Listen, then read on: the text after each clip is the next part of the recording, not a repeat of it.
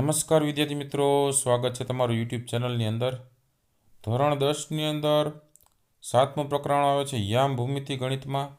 તો એ યામ ભૂમિતિ ચેપ્ટરની અંદરથી મોસ્ટ એમપી પ્રશ્ન જવાબ, દરેક ઉદાહરણ અને સ્વાધ્યાયના દાખલાઓ આપણે જોવાના છીએ। આજે આપણે ઉદાહરણ 1 થી 5 જોવાના છીએ। દરેક દાખલાઓ છે ખાસ સમજજો, બરાબર। ઇઝી ચેપ્ટર છે, સાથે દરેક દાખલાઓ છે એની રીત છે એ ખાસ જોઈ લેજો, કઈ રીતે દાખલાઓ ગણવાના છે। અગાઉ ઘણા બીજા બધા પ્રકરણના પણ વિડીયોઝ મુકાઈ ગયા છે, એમાં પણ ઘણા બધા દાખલાઓ છે, એ ન જોયો તો જોઈ લેજો, વિડીયો સેક્શનમાં છે, એની બાજુમાં પ્લેલિસ્ટમાં તમને જોવા મળશે। ધોરણ 10નું ગણિતનું અલગથી પ્લેલિસ્ટ છે। બીજા સ્વાધ્યાય પોથીને લગતા મોસ્ટ એમપી પ્રશ્ન જવાબ પણ મુકાઈ ગયા છે, એ પણ અલગ અલગ ધોરણના। તમારા મિત્રોને પણ એ શેર કરજો, એમને પણ મોકલજો, એમને પણ ઉપયોગી થશે।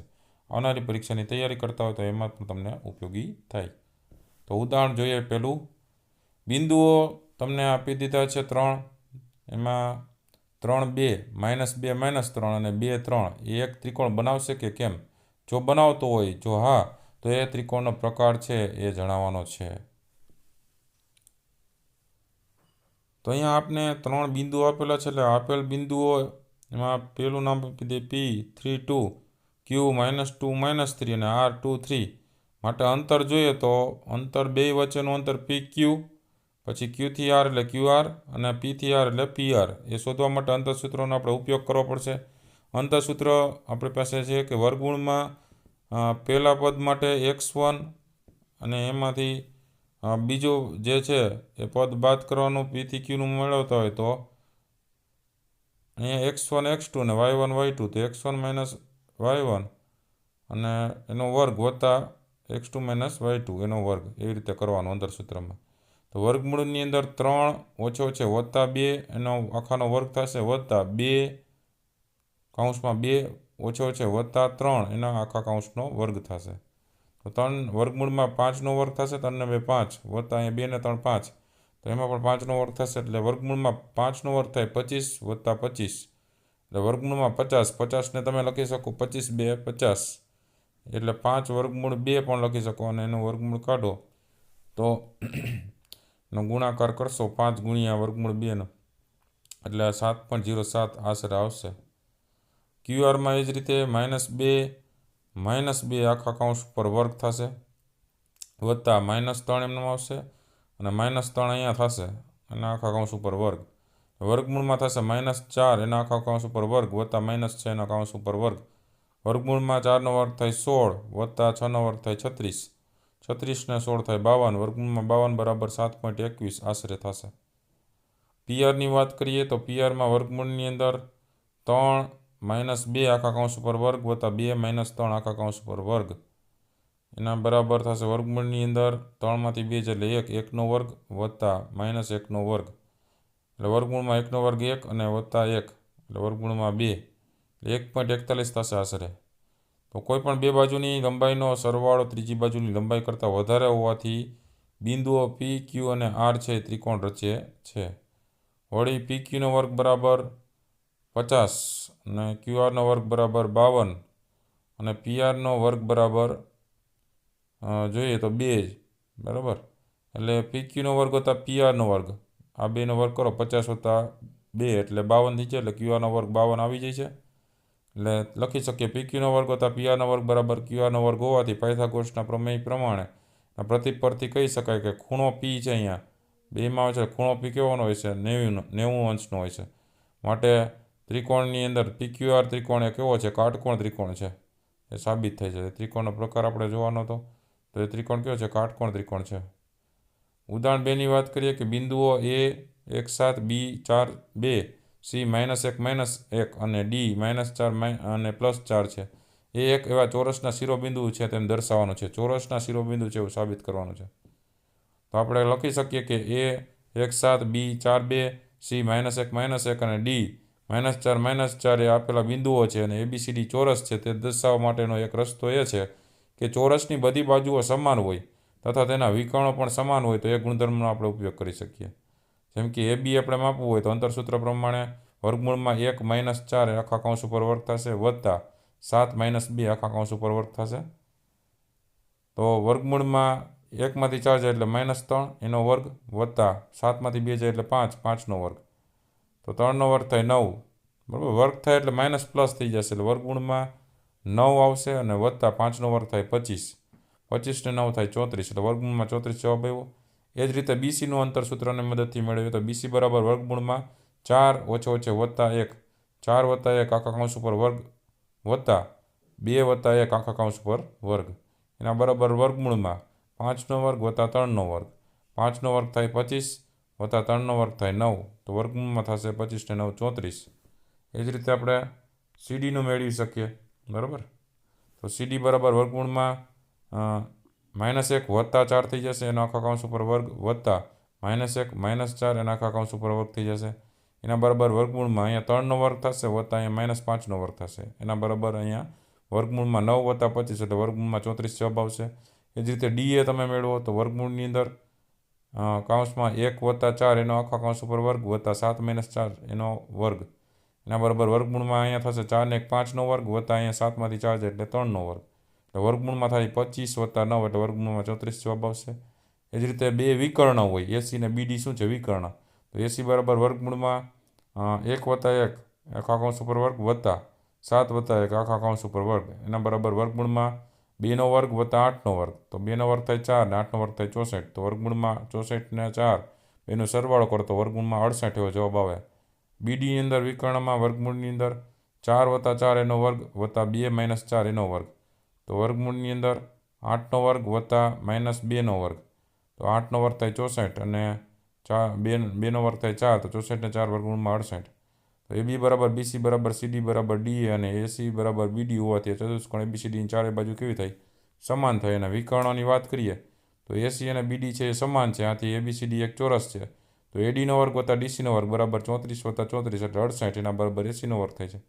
આથી પાયથાગોરસના પ્રમેયના પ્રતીક અનુસાર ખૂણો ડી 90નો થાય છે અને એક ચતુષ્કોણ કે જેની ચારે બાજુ સમાન હોય તથા તેનો એક ખૂણો 90 અંશનો હોય, બરાબર. તો અહીંયા તમે જોઈ શકો છો કે એ ચોરસ છે, માટે એબીસીડી અહીંયા ચોરસ છે એવું સાબિત થાય છે. ઉદાહરણ 3ની વાત કરીએ તો આપેલી આકૃતિમાં એક વર્ગખંડમાં પાટલીઓની ગોઠવણી દર્શાવેલી છે. અસીમા, ભારતી અને કેમેલિયા અનુક્રમે A3 1 બી સી 6 4, ભારતી 6 4 છે અને કેમેલિયા સી 8 6 ઉપર સ્થાન ઉપર બેઠેલા છે, તો તમે કલ્પી શકો કે તે એક જ રેખામાં બેઠેલા છે અને તમારા જવાબ માટેનું કારણ છે એ દર્શાવવાનું છે. તો અહીંયા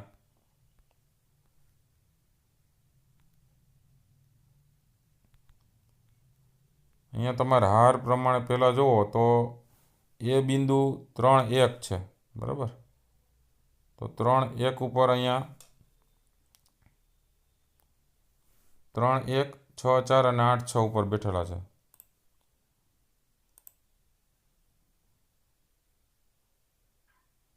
ત્રણ 1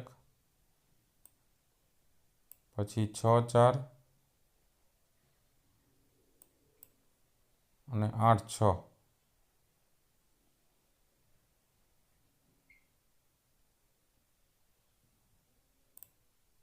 x ઉપર 3 લ્યો તો ક્યાં આવશે?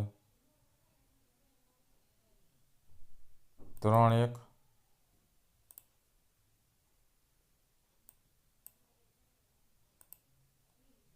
6 4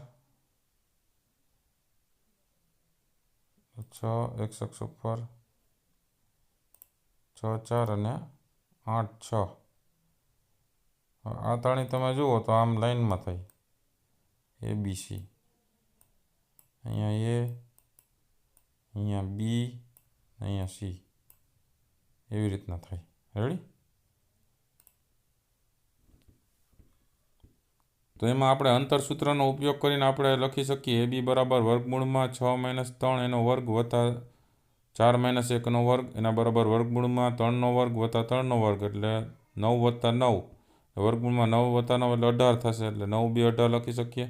તો વર્ગમૂળમાં 9 એનું વર્ગમૂળ કાઢીએ તો 3 વધે અને વર્ગમૂળમાં 2 એમનેમ વધે, તો 3 વર્ગમૂળ 2 જવાબ આવશે.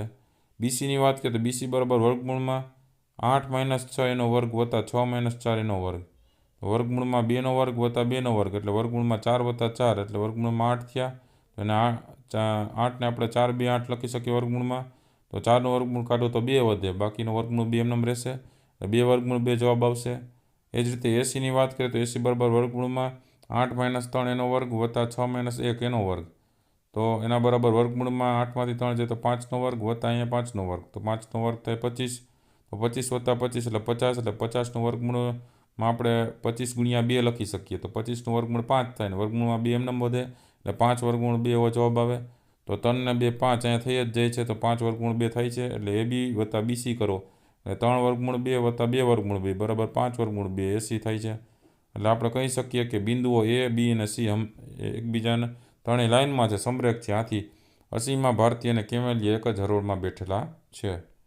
ઉદાહરણ નંબર 4ની વાત કરીએ તો બિંદુ XY એ બિંદુઓ 7, 1 અને 3, 5થી સમાન અંતરે છે. તો X અને Y વચ્ચેનો સંબંધ દર્શાવવાનો છે. તો ધારો કે P બિંદુ XY એ બિંદુઓ A 7, 1 અને B 3, 5થી સમાન અંતરે છે. એટલે આપણે કહી શકીએ AP બરાબર BP. એટલે APનો વર્ગ બરાબર BPનો વર્ગ આપણે લખવું હોય તો X - 7 એનો વર્ગ વત્તા Y - 1 એનો વર્ગ બરાબર X - 3 એનો વર્ગ વત્તા Y - 5 એનો વર્ગ લખી શકીએ. તો અહીંયા લખી શકીએ Xનો વર્ગ -14X વત્તા 49 વત્તા Yનો વર્ગ -2Y વત્તા 1 એના બરાબર Xનો વર્ગ -6X વત્તા 9 વત્તા Yનો વર્ગ -10Y વત્તા 25. તો Xનો વર્ગ Yનો વર્ગ સામસામેથી કેન્સલ થઈ જશે. તમે આ બરાબરની ડાબી બાજુ લ્યો તો આ પ્લસ ને આ માઇનસ થઈ જાય એટલે એ ઉડી જ જવાના છે.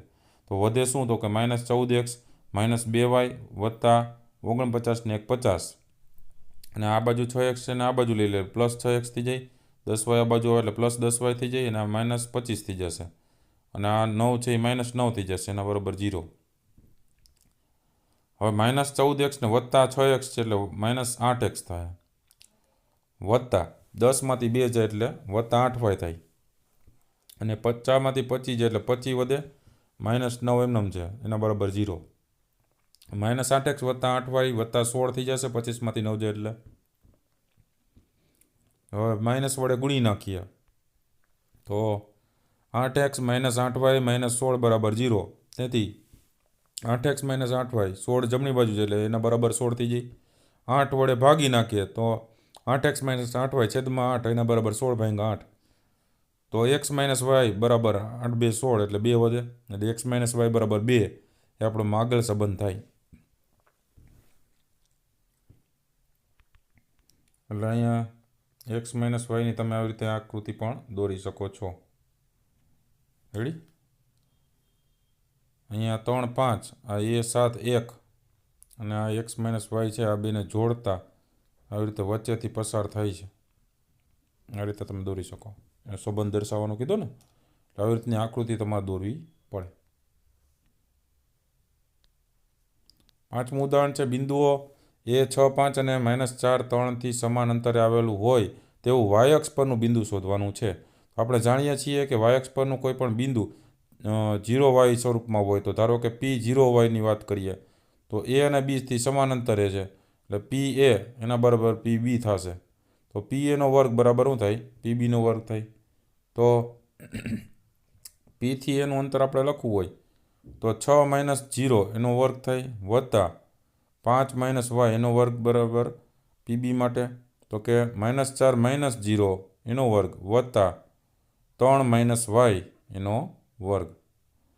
તો 6નો વર્ગ થાય 36 વત્તા 5નો વર્ગ થાય 25 -5 2 10Y વત્તા Yનો વર્ગ એના બરાબર 4નો વર્ગ થાય 16 વત્તા 3નો વર્ગ થાય 9 -2 3 6 તો -6Y વત્તા Yનો વર્ગ આવું થશે. તો આ Yનો વર્ગ છે આ બાજુ આવી જાય તો માઇનસ થઈ જાય એટલે એ બે કેન્સલ થઈ જશે બરાબરવાળા. ચલો હવે વધ્યું 36 વત્તા 25 -10Y. આ 16 ને 9 25 એ 25 આ બાજુ એટલે -25 થાય. 6Y આ બાજુ એટલે +6Y થાય એના બરાબર 0.